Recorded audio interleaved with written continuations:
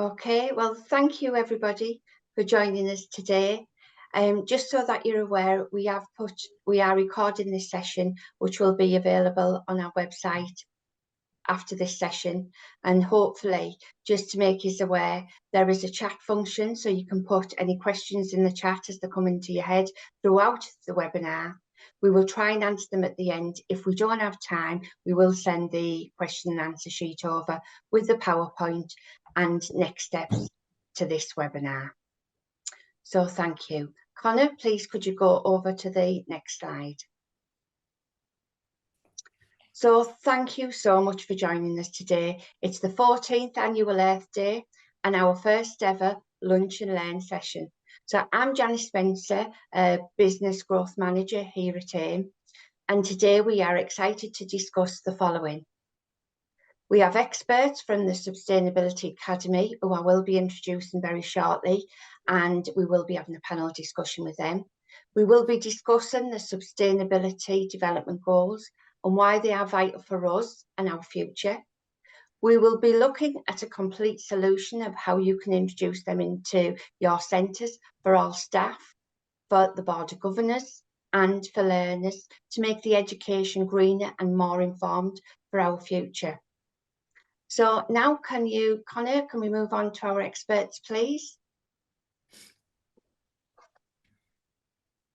So can we take the PowerPoint off? That's great. And thank you.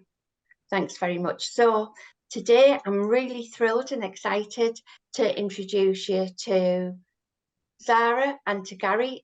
Could you both take a little bit of time to tell us about yourselves and what the Sustainable Academy is? So should we go with you first, Zara? Yeah, hi everybody. Thanks for joining today. My name's Sarah Wilcock. I'm the co-founder of the Sustainability Academy.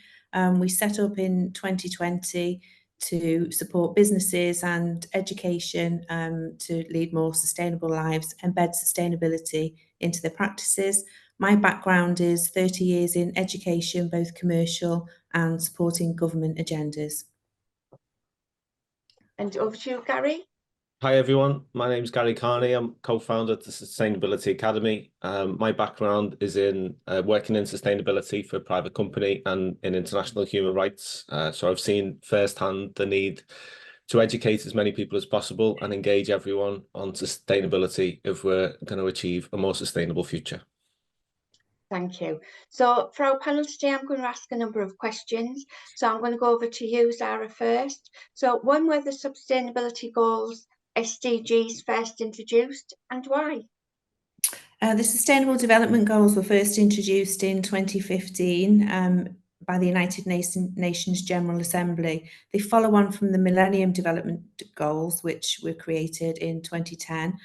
And it really is a call to action for people, the planet, for prosperity, for health, and also to lead more sustainable lives. It addresses many global challenges currently. And as I say, it promotes sustainable development in all areas, particularly as we're talking today around quality education. Thank you. Now, Gary, can I ask you, please can you give us a brief overview of the SDGs, please? Yeah, so the SDGs are a global framework that address social, economic and environmental rights for individuals and provide that framework to create a more sustainable future. So they create a pathway for actions that we can all take.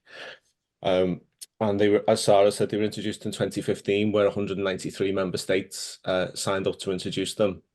And in recent years, particularly since 2020, we've seen businesses really take up the mantle on this and start embedding SDGs across their organizations, aligning sustainability strategies to it, and highlighting the need for everyone within the business to be engaged on them so that we can create a more sustainable future. Thank you. Now, Zara, over to you. What is the government agenda around the SDGs and education? So the UK government has committed to achieving the SDGs by 2030, albeit we're not necessarily on track. One of the key agendas here, as we said earlier, is quality education. So Ofsted is certainly embedding sustainable practices into one of their criteria. So it's very very hugely on the agenda for governors, for learners, for all areas of education to really understand what these goals are and how they can use their framework to very simply start to make those small changes and achieve that government agenda. Thank you. So I'm going to ask you another one, Zara. So why is educating like the governors and the senior leaderships, why is that so important? So all schools and education facilities, colleges, further education, higher education has a commitment to sustainability. They will all somewhere have an ESG strategy within their departments. But I'd really just like to comment on something from one of the governors, and also from Fabian Bailey, who is not only a governor, but she's the director at AIM. So from her perspective and the challenges that she's facing as a governor of a school. So these comments are from Fabian. She's unable to join us today, so I'm just going to read them out. In the day job as a director at AIM, I will be leading our own workforce development strategy to train our staff and raise awareness across our group about sustainable development goals. Similarly, outside of the day job, I'm a college governor for a group in Tees Valley. It is high priority for all boards to be accountable for driving their colleges to be greener and to challenge the executive on their efforts towards a sustainable future. These programmes are excellent in building confidence at all levels of the college to work collaboratively on green initiatives and a more sustainable future for us all. We've got several different comments from lots of governors of schools and also from FE colleges who are facing the same challenges as Fabian. So really from the ground, from ground level, in actually operating in those areas, it is really key at the moment, and will be for the foreseeable future, to make sure sustainability is high on the agenda. Thank you.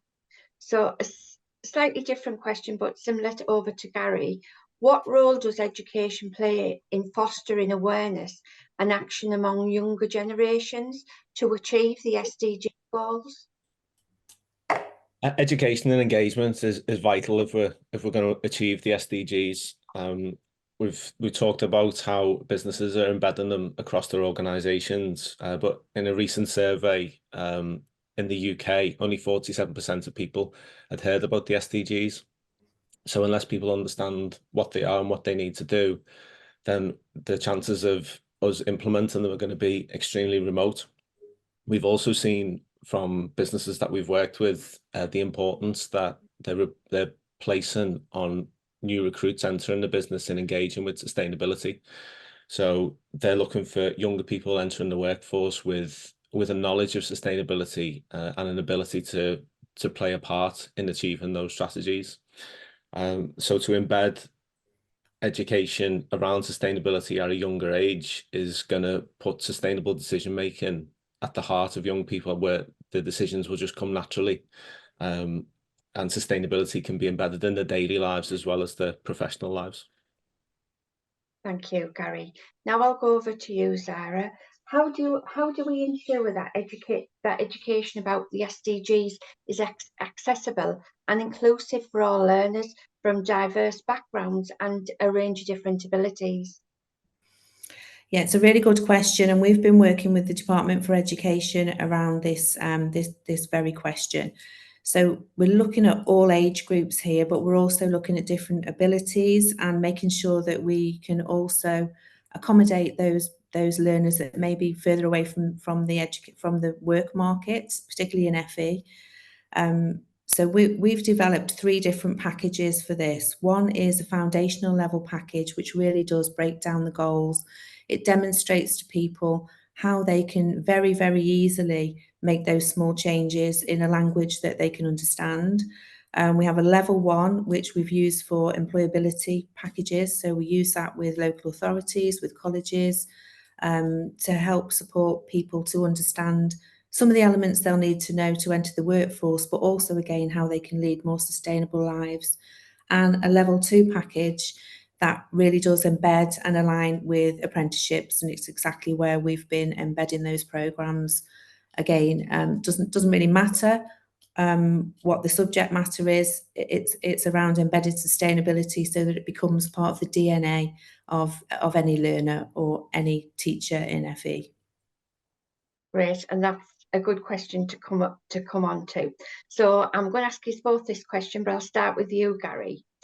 If we went forward to 2028, where would you want to see the SDGs in education? Honestly, everywhere. I think it's important that everyone is engaged on the SDGs and what they mean, understanding the targets that we're all aiming to implement, and just ensuring that everyone has a good understanding of what they can do in their daily lives. I think sustainability as a whole can be an overwhelming subject. It can be difficult to know where to start sometimes. With the SDGs, a global framework, but they're easy to engage with. So you can see at a top level how the 17 goals are interconnected, how we won't be able to achieve one without addressing others. So they really do provide a pathway for us all to be able to engage with and just make sustainability more accessible for everyone. And Sarah, the same question to you. Where would you see us in 2028? Where would you see the SDGs in education? Exactly the same response as Gary. Yeah, I would envisage a global education landscape where the SDGs are embedded as the only global framework that aligns to sustainability. It makes so much sense, and they're so easy to understand and align to every subject. So yeah, exactly the same as Gary. They need to be embedded in all areas of education, from primary right the way through to higher education. Okay, thank you. Connor, please, could you put the slide deck up again, please, and I'll take you through. So what I'm going to do now is take you through what our packages are, what our unique solution is, and we have got an amazing offer today. So we work in partnership with the Sustainability Academy. All our packages are accredited by AIM, and we've got 3 introduction courses. So we've got the entry level, the level 1, and the level 2. All 3 are fine for learners of different abilities. Your level 2 is great for an introduction to your staff and to your governors. But what we also have, which is a bespoke package for the level 2, is where you've got your introduction and you've got a wide range of units. So it's a bit like, I would say, pick and mix, where you can pick some units, put them together. So they're actually designed to suit your individual needs, really.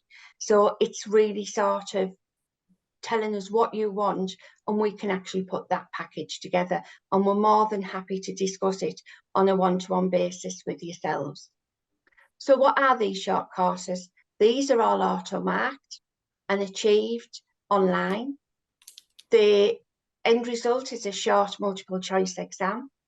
The packages have been designed to be used for CPD for your staff and your governors. They're great for tutorials. They're good for, some centres are looking at using these now for our induction weeks in September. So at the start of the new term, they could be used at the end of the year as well as additionality.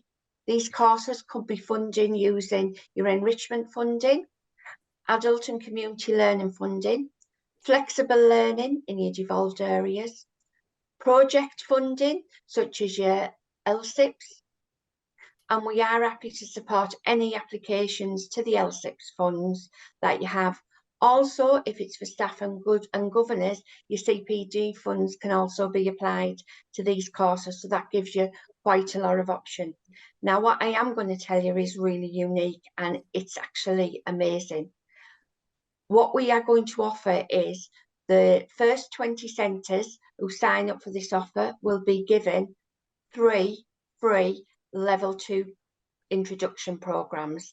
The 3 courses will be one for a learner, one for a governor, and one for a member of the staff. So you can test and trial them. But what is unique is the Sustainability Academy are going to offer the first 20 colleges that sign up a free leadership session to look at the future of SDGs in education. So it's vital, if you do want to be one of them top 20, you'll be sent a form at the end of the end of this webinar, which I will go through with you shortly to be able to tell you what your next steps will be. But to give you like a sample to talk about some of the challenges within the various sectors in education, I'm going to hand over now to Gary, who will take you through the platform and tell you some of the challenges that they're aware that you're already facing. So I'll pass you over to Gary now. Thank you. Thank you. So first of all, before we run through the platform, I just want to highlight how the SDGs are relevant for every sector, and they are a challenge for every sector. I think one of the issues with engagement and sustainability is sometimes that people think it's not part of their role, or they focus on the technical job roles that within sustainability. So there's an example there of some of the wide-ranging organisations that we've worked with to embed sustainability. From banks to government organisations, and then just a couple of weeks ago announcing our partnership with the Royal Air Force. So if we can move on to the next slide to highlight how it is relevant for everyone. This is just something that we looked into within the hair and beauty sector. So even within sectors, different companies will choose the different SDGs that they can make the most material impact upon. So we're looking at 3 businesses there that work in the same sector, but have called out different SDGs. So almost different pathways where they can have the most material impact on, and they're the ones that they're going to focus on. And then if we can move on to the next slide. Again, within the same sector, we're seeing more motivation and more activity from companies to engage with the SDGs. So until fairly recently, and up until 2022, we had a company here who've not really done anything outside of the normal, if you like, around sustainability, but then have suddenly seen a lot of action in terms of the commitments that they've made publicly around the SDGs, joining the UN Global Compact, which is a community for businesses to engage with the UN and demonstrate how they're committed to and implementing the goals. And then also joining the CFO Coalition, which is all around linking the finance of the company to sustainability, performance, and in particular, the SDGs. So with that, I will just show you how the platform works. Bear with me a second.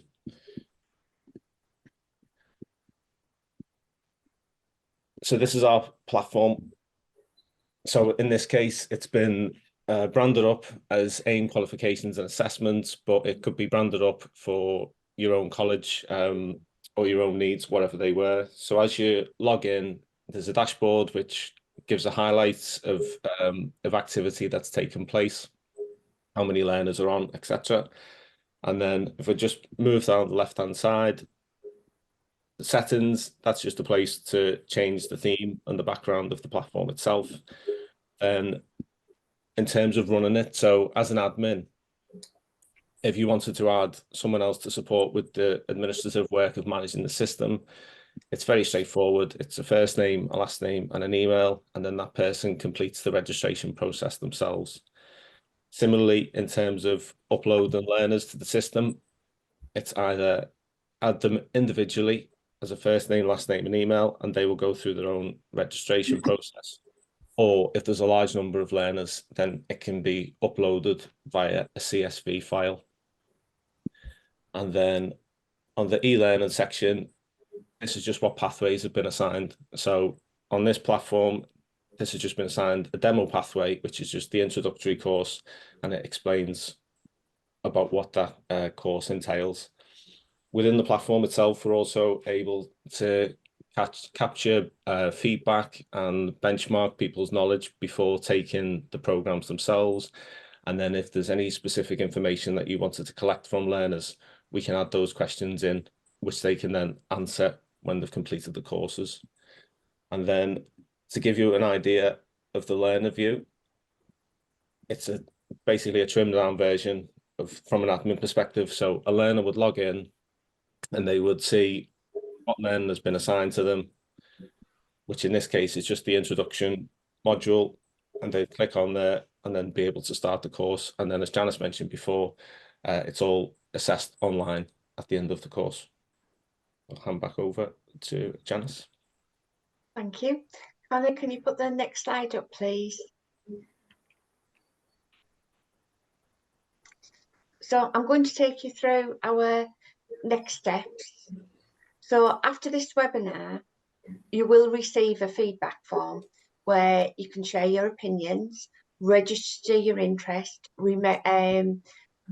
Remember, the first 20 centres in order to do that will receive the 3 free introduction level 2 courses and will be put forward to have a senior leadership team session with the Sustainable Academy, which is fantastic because, as I say, it's around about £1,000 that. So it's a great opportunity for your centres to now really look at this and to get on board.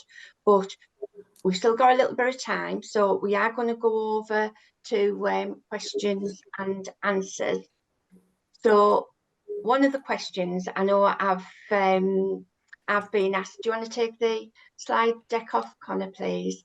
One of the questions I know I myself have been asked when I've been discussing it with various colleges is, could you tell, they all ask, do we have to purchase the platform? And the answer to that is no, you don't need to at all, do they, Gary? No, the platform is bespoke platform to deliver the programs, but it just comes as part of the package, and then it can be branded up to any way you want. So if you wanted it left as the Sustainability Academy, that's fine. But also if you wanted to brand it up as your own college or organisation, then that's easily done too. Right. So I'll go to some of the questions in the chat because we have got a few here. So what was the report, Gary, please? We've been asked.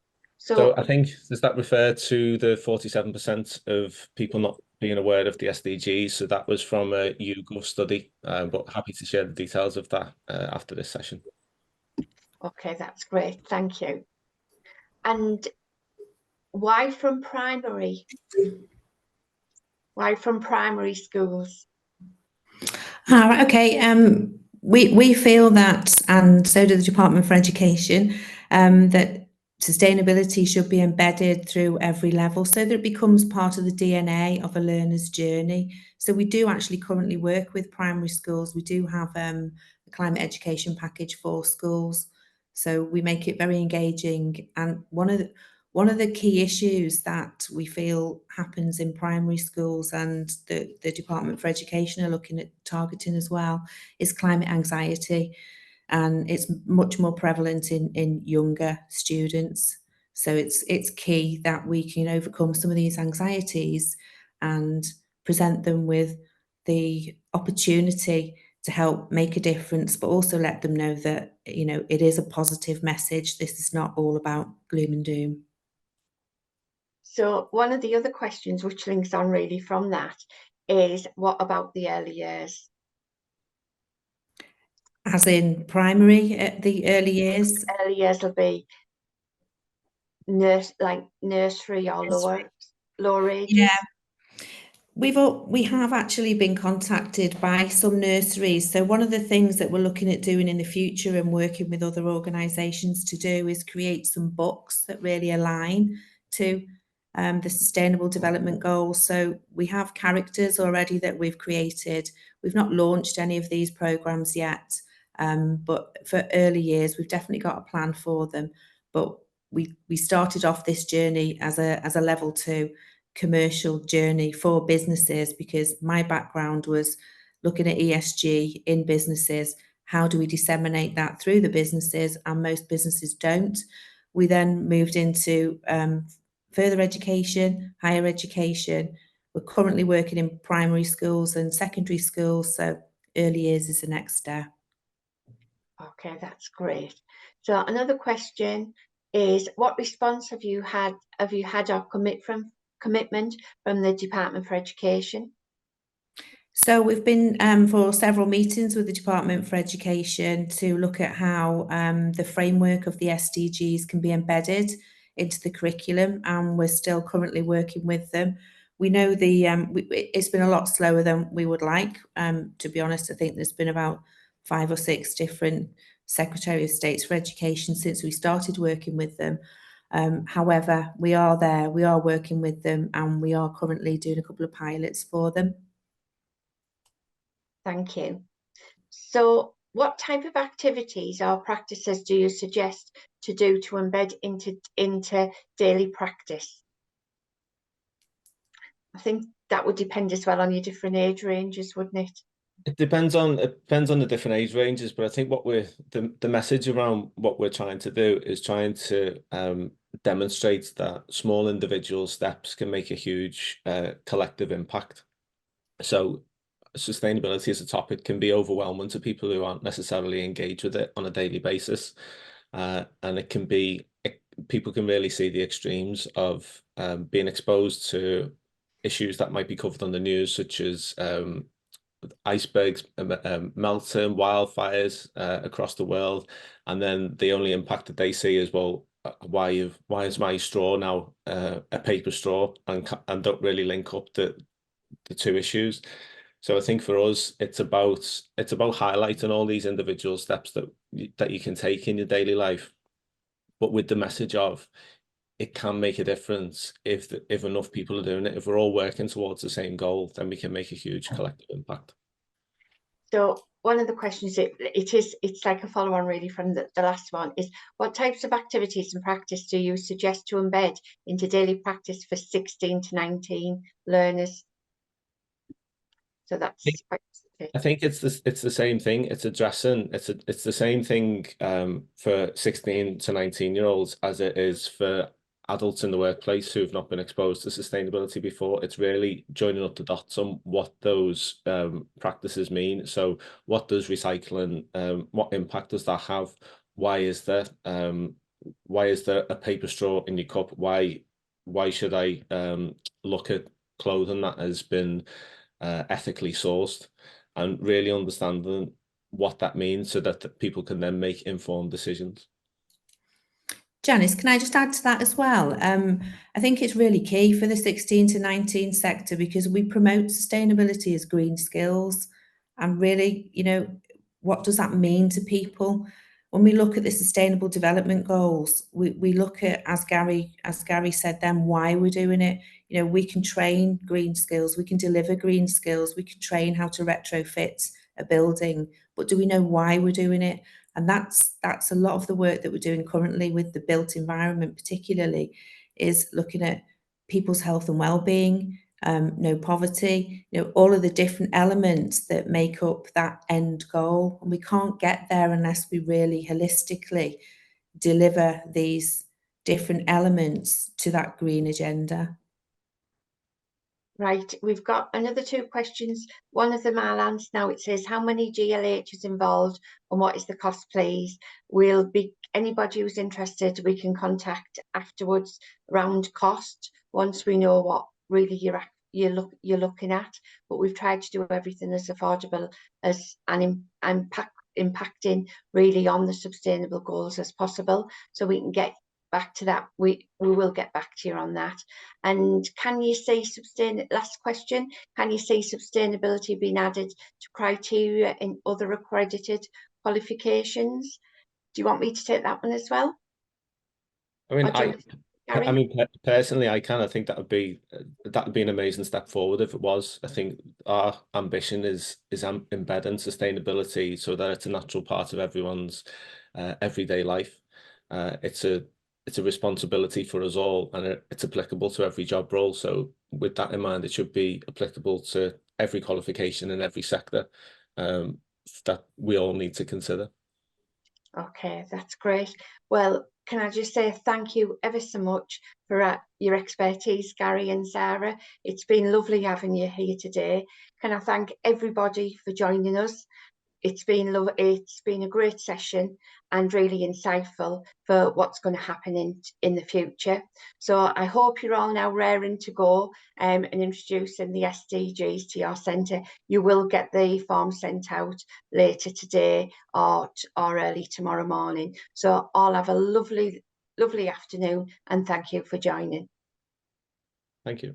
Thank you.